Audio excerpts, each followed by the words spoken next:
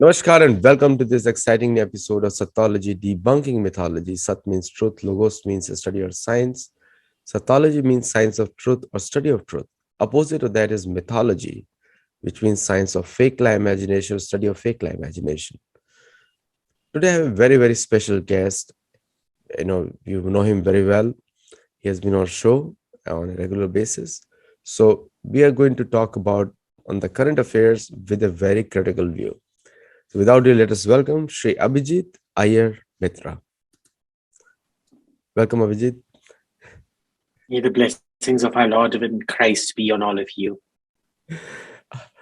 Abhijit, this sadhu avatar of yours, people want to really hear sadhu words, like the cutting words. Okay?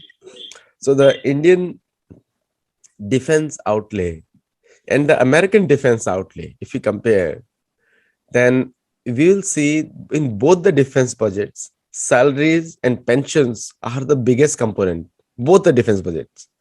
In the American defense budget, also veterans and acting servicemen, that is like 37% of the defense budget. So what has changed in today's India's defense budget, which was launched today?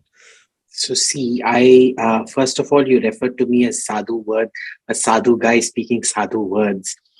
I have always seen myself as the child of diabolical forces. Okay, I was always born to Beelzebub and Moloch and things like that. So I have never. Before you continue, the word sadhu means one who cuts in half. Okay. Okay, if that's the thing, then wonderful. Yeah.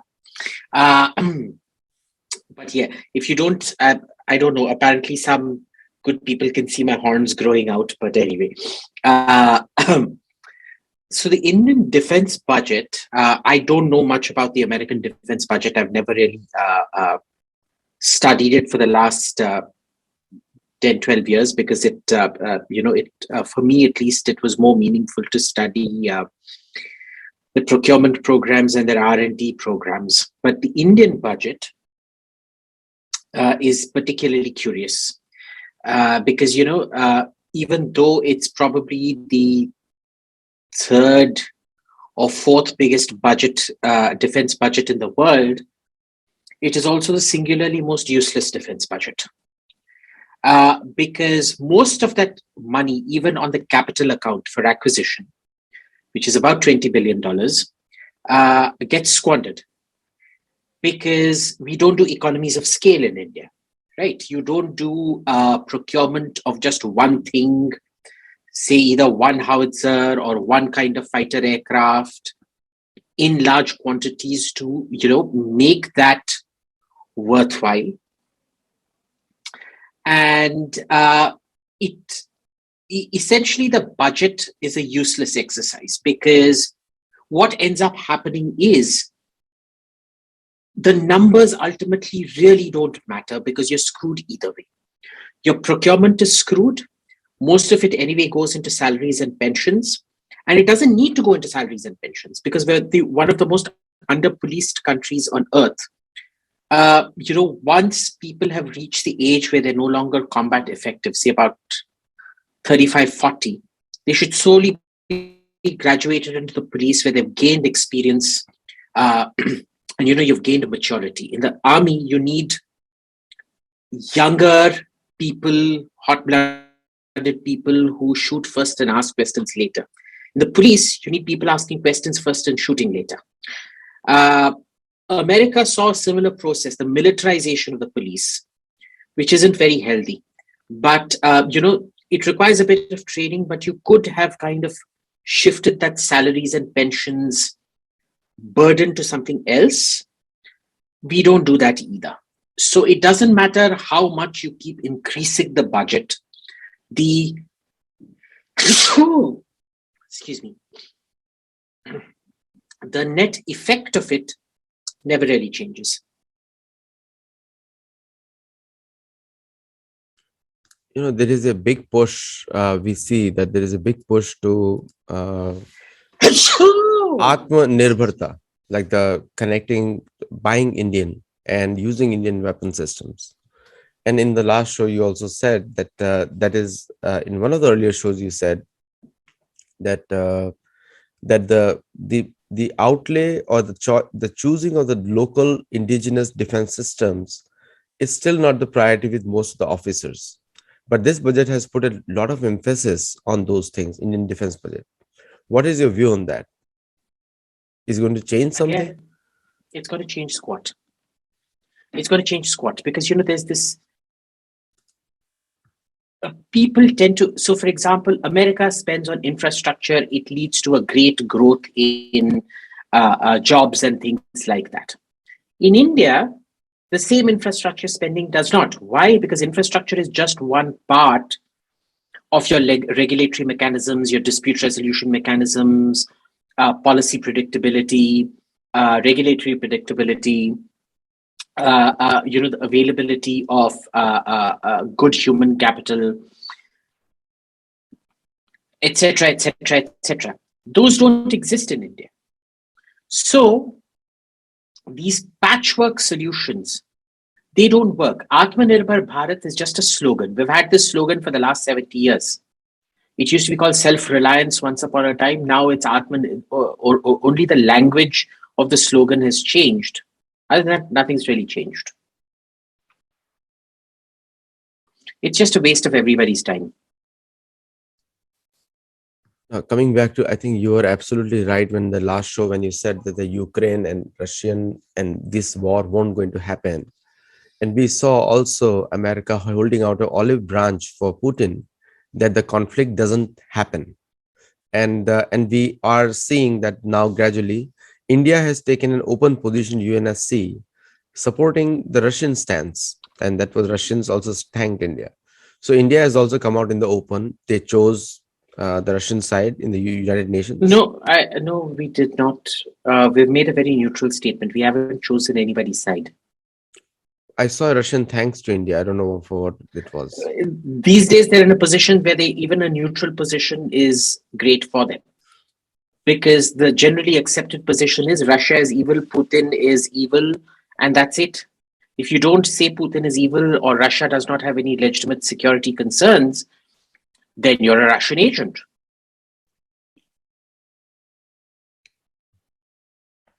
So we see that statement. Okay, you're right. Maybe that India took a neutral position there. So the conflict is probably not going to happen because a Ukrainian president himself said it, that our economy is tanking because of this constant pressure. So now the role of China. Do you think that China will have some role in this conflict? Because China is openly supporting Russian position militarily also. Directly, there won't be a role. Indirectly, they will. I think what you'll see is, if anything happens, I don't think something's going to happen. If anything happens, you'll see three things happening simultaneously. Iran will bring some new action in the Gulf. China will do something on Taiwan, and Russia will do something on Ukraine. If it happens, that's what's going to happen. Number one. Number two, with Ukraine itself, I think you're going to see there is a movement afoot to portray Zelensky now as a Russian stooge. If it doesn't happen now, it will happen in about 6 to 10 months' time.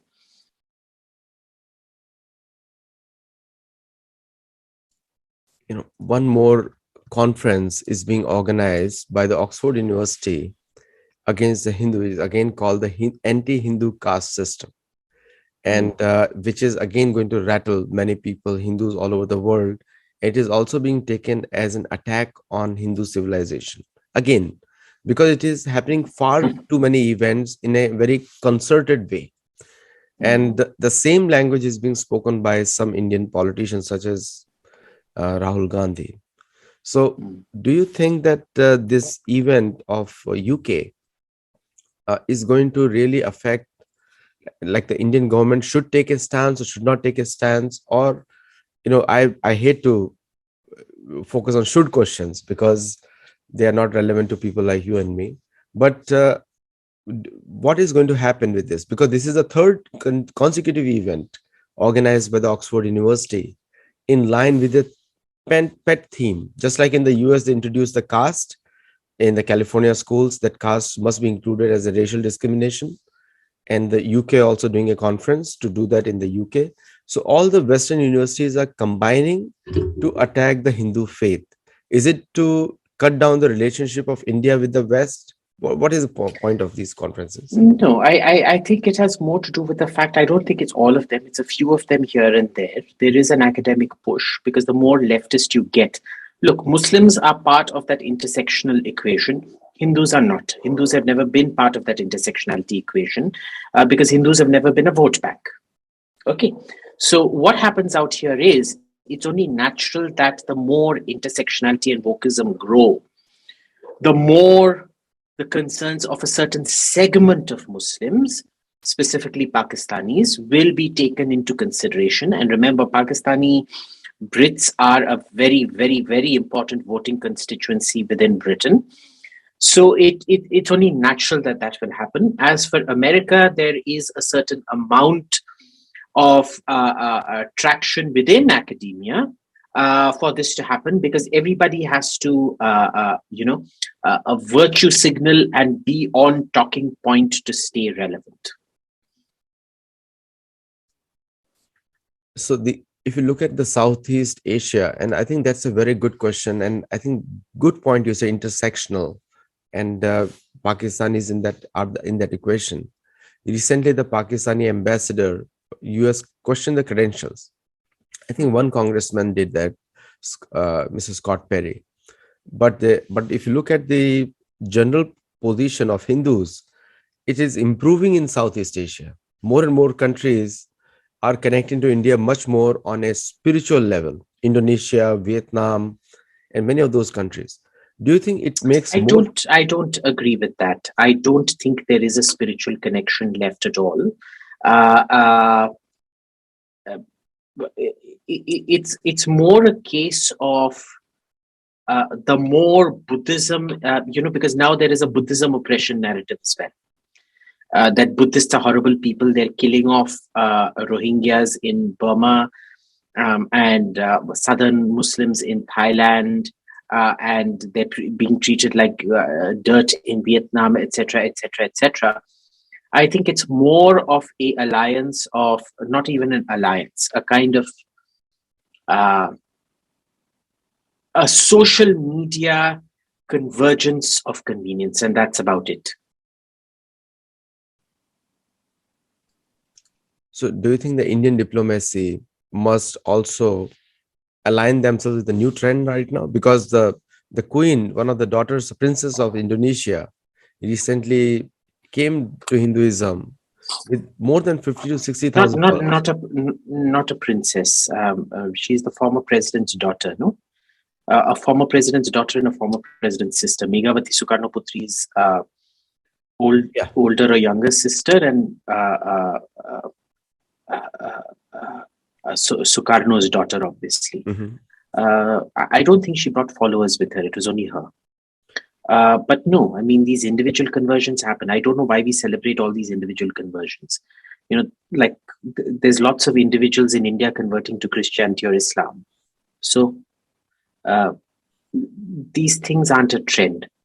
If there's a trend, you'll see it. This isn't a trend. One-off isn't a trend. So if you look at the Middle East, also in Middle East, there are, like, the Saudi Arabia introduced Hindu scriptures in their studies now to gain more understanding, to get more understanding of Hindus, or create a secular fabric of Saudi Arabia, because they know what Indians did to Dubai. They might attract more Indians to Saudi Arabia to convert Riyadh or some other trading center. That's what they've done. So which will attract more Indians over there. So do you think that will get a strength? Because one thing is recognized about Indians is that they bring skills and education and the business acumen. That is clearly recognized in the entire Middle East. So will that change the context of the other countries? Now, I know except Qatar, everybody has been calling Indians, except Qatar. Oman has a big population now, and other countries have also big Hindu populations increasing now. What is your view on that? So Qatar has had Indians for a very long time. They still let them in. Qatar isn't, say, liberalizing the way a lot of these other countries are, especially, for example, Saudi Arabia. Now, Saudi Arabia, there is a belief that it's probably going a bit too fast. I personally do agree with that. Uh, I do think MBS is pushing the modernization too soon, but he knows better. He would know his country better. I hope he knows his country better. With Oman, it's the oldest Indian community there. Remember, Indians have been in Oman long before they were in Dubai or the UAE. And what happened with the Indians in Oman was they were always the backbone of the Omani economy. You know, Oman was considered a part of India at one point of time. It was ruled from Delhi under the British. Balochistan, for example, there used to be this quite significant trade between Oman and Balochistan, and they initially wanted to join India. Of course, we gave up Balochistan, and we also gave up the option, exercising the option of taking Oman, as per some records I've seen. I don't know how credible those records are. But Oman has been tolerant of Indians for the last 70 years. I mean, more or less, at least since they got independence from the British. So Oman's never been an issue. Oman was the first of a lot. Now, coming back to the conflict zones, you said Iran as well, that the Iran might create something, and you gave kind of a foretelling of the events which might unfold. Now, we all know that the Iranian drones were caught in Houthi rebels area, and they were caught there recently. So what was that going on? Are you sure they were Houthi drones? How do you know they weren't launched from Iran? That's a good question. Yeah, so they might have very well been launched by the Houthis, but I personally feel, look, they're Iranian drones. Let's be clear about that. The sticker on it might say "Love from the Houthis," but it's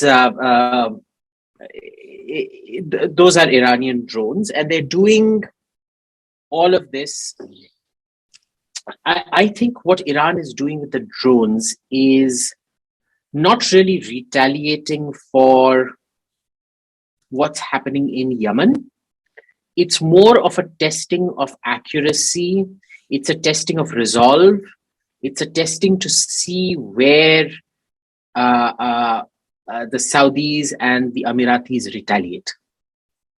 Because remember, a lot of what Hezbollah does is controlled from Tehran.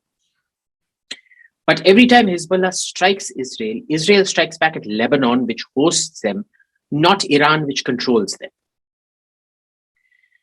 They're seeing how far they can go if they can replicate the Hezbollah-Israel model with Saudi Arabia and the Emirates.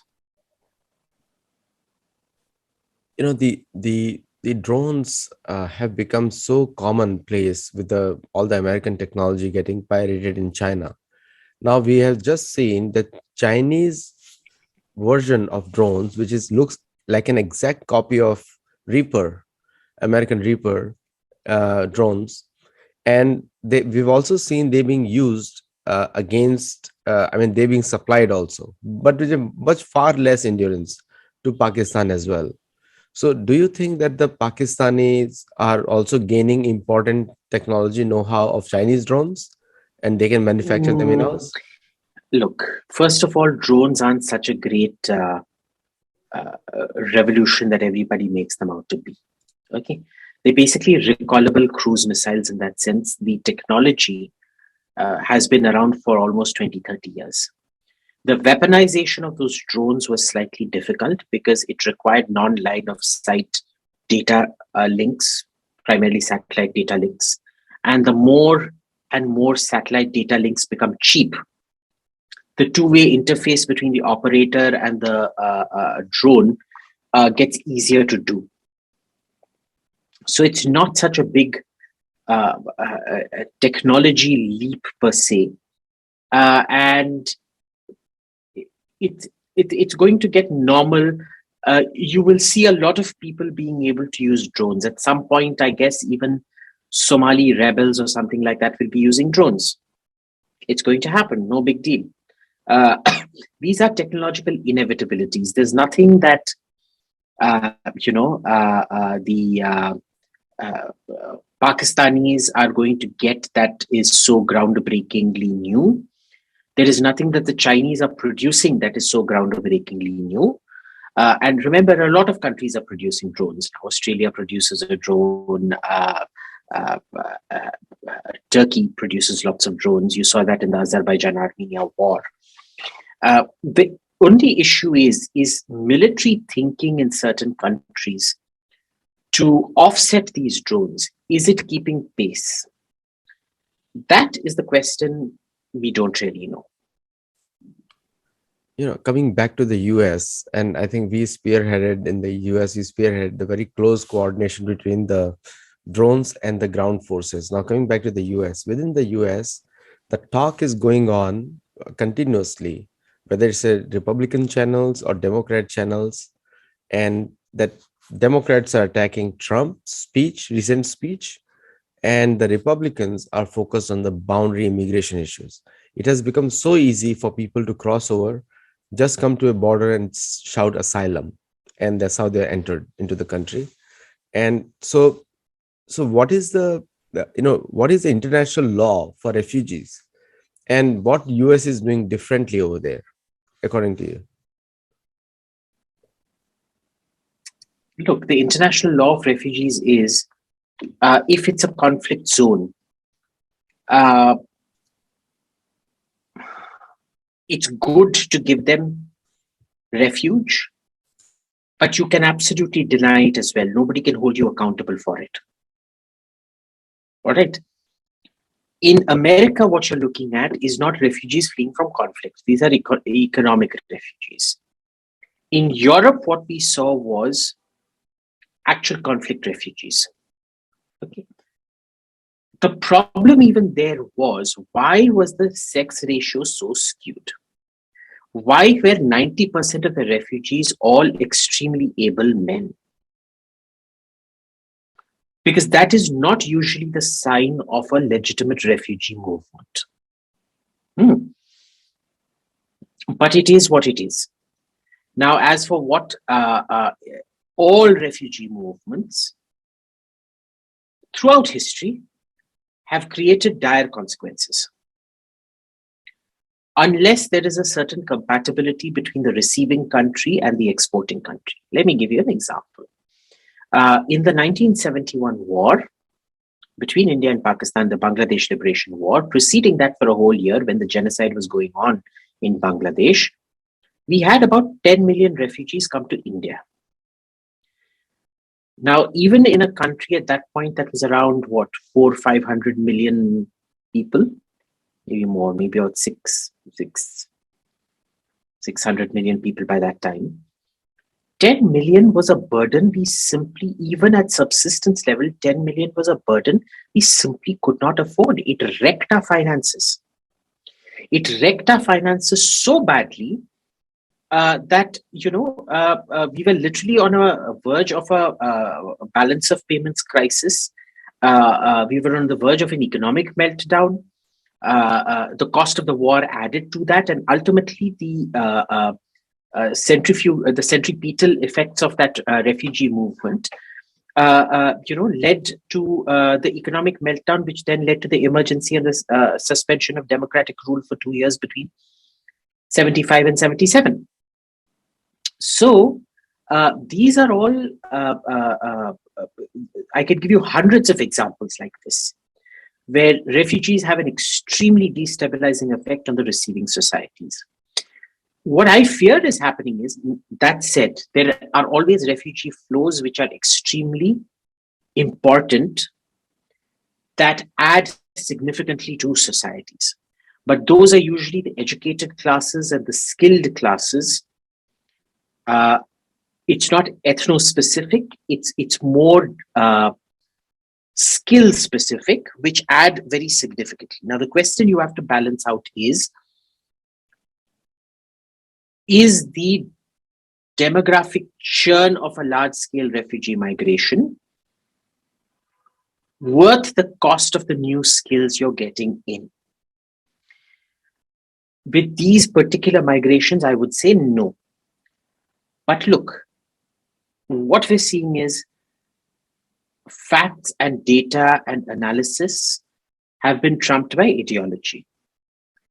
And best of luck to the receiving countries. If you love refugees, please take them in, and there will be the positives and there will be the negatives. You will suffer the negatives, you will enjoy the positives. Best of luck to you. In some countries, you're absolutely right. The refugees are welcome because of their population decline. I mean, I'm sure that in few years, Japan will also start an open border policy. And No, they won't. I'll tell you why.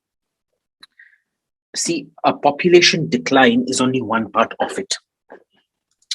When you get people from a third world country into a first world country, what is the classic characteristic of a third world country? Extremely low human development, a high propensity for social violence because the state does not have a monopoly on violence.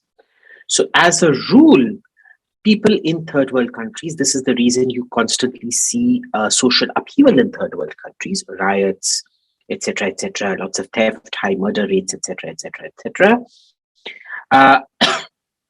You have a population that does not fear consequences of first world law enforcement.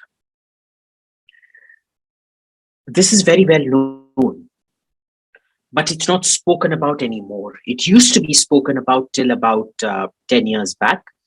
But then when the entire Syria thing blew up, they stopped talking about it. It was deemed politically incorrect to talk about it. But just because it's censored and deemed politically incorrect doesn't mean the problem goes away. Which is why I said the differences between the receiving country and the exporting country are extremely important.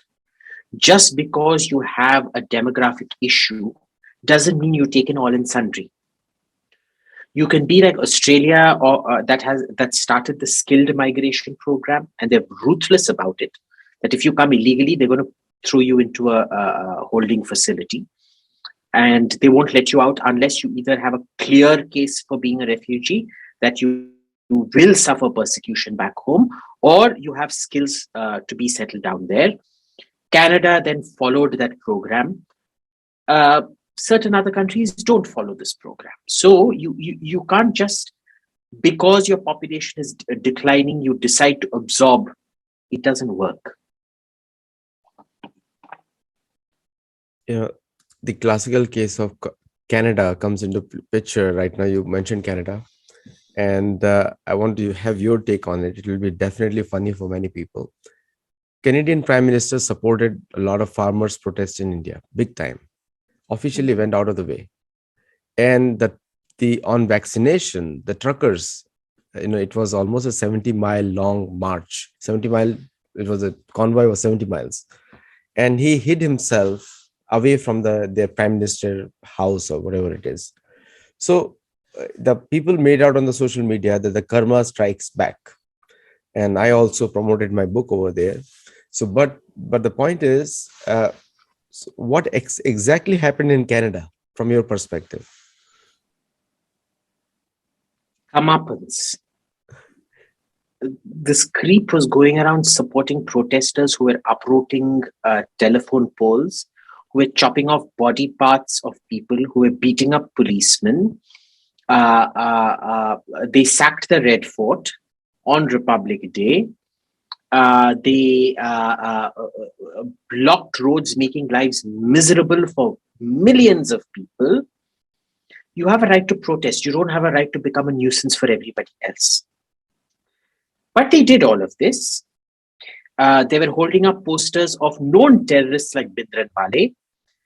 And the same Bhindranwale movement that was responsible for the biggest act of terrorism on Canadian soil, the IC 182, was it 182 or 812? I forget, Air India bombing, Kanishka, which killed over 300 people, most of them Canadians. And he supported that. He supported Black Lives Matter, where when that was an extremely violent movement at a time when churches and buildings were being burnt, there was large-scale looting going on. He supported that. But the truckers' convoy, who have not burnt anything, who have not chopped off anybody's hands, who have not supported terrorism, he considers these views unacceptable. Okay. And I'm just glad that the Canadian truckers learned from India what was happening in India. 60% of all Canadian truckers are Sikh, which was also the bulk of the protests happening here. And they've gone and decided to do the same thing to him, which is an excellent thing. I'm just being purely sadistic and enjoying the Schadenfreude out here. But it's also important that you understand that why this is happening. The first issue is socialism. In Canada, everybody has health cover. So you've socialized the costs of vaccine hesitancy. Normally, what would happen is if healthcare was not centralized and a state run by the state, you would have private health insurance. And in that private health insurance, what would happen was your insurer would decide, if you are vaccinated, I will give it to you at this price. If you are not vaccinated, I will charge you a $20 or a $40 premium. So the costs of healthcare do not get socialized and spread over all the taxpayers. That's fair. In Canada, the price for non-vaccination will have to be borne by the entire taxpayer. But this is something that they agreed to. The social contract was that we agreed to this. Now, I am not an anti-vaxxer. I've taken all my shots plus my booster. But I do support the right of anti-vaxxers to remain unvaxxed. It's very easy for me to do that in India because there is no healthcare. In Canada, it's a different set of measures, but remember, the principle is the same. You decide what goes into your body. The government can't decide. The government can't segregate. The government can't disenfranchise you because of your choices. And yet, that's what's happening out there. And the problem, of course, really is that the Canadian opposition is led by a guy called Erin O'Toole, who everybody calls Erin O'Fool, who has done no product differentiation. He should have had a different product from Trudeau. He did not. The Conservatives are meant to support individual liberties. They did not. Why? Because you've fallen into the trap of having a socialized general health system. Congratulations to you. But these are not extremists. Are there extremists in there? Of course they are. But just because there are a few extremists doesn't mean they're all extremists. Just like the farmers, there was a very significant core of them who were Khalistani terrorists. There was a significant core of them who were anarchists who were not Khalistanis. There was a significant core of them who were landowners who had nothing to do with actual farmers or anything like that. And then there were actual farmers. In this case, again, what they're doing is they found 5, 6, 7 instances of swastikas and things like that here, and they're trying to call them all, what did Trudeau say? A fringe minority. That's not the way things work. The Canadian protests are also creating an echo in the USA because the right to choose vaccine, like you're correctly right, I am also vaccinated, but I have no comments on anyone who is not getting vaccinated because it's their body, pretty much. The same law applies, which applies to other scenarios also. So in the US also, people are talking about it, that what truckers in Canada have managed, they should do something in the US too. But the US laws are very different. They're not like Canadian laws. Canada has a different type of democracy also. So in the USA, the response has been, and I want your views on that. So viewers, most of the questions I ask, they're innocent questions for Abhijit to answer, because I don't have expertise in many of those areas. So in the US, from your perspective, what are you observing as a strategic analyst is going to happen in the US by seeing Canadian example? Ooh. I would have said I see the right rallying around this, but I'm not. I don't know why. Nobody expected Canada to take the lead on this, because Canada never takes the lead on anything. Canada always follows. I've always seen Canada as what, the 51st state of the United States, but the whole of Canada. But that's not happened. And yet Canada took the lead in all of this, which for me is surprising, because if you look at the Anglo-Saxon countries plus Germany, let's call it the Germanic countries, shall we? So Sweden, Norway, Denmark, Germany, Holland, and the five Anglophone countries, Britain, America, Canada, Australia, New Zealand. The general rule, not the rule, the disposition of society is to follow orders. You respect your police officers and you generally follow their orders. On the other hand, you look at Southern Europe or Latin America, the general thing is to, give the police the middle finger when they say anything. And deliberately try to defy orders if the police tell you to do something. So I'm very surprised that a kind of a supine Anglo-Saxon society actually decided to do this. I've still not worked it out, but it's great fun.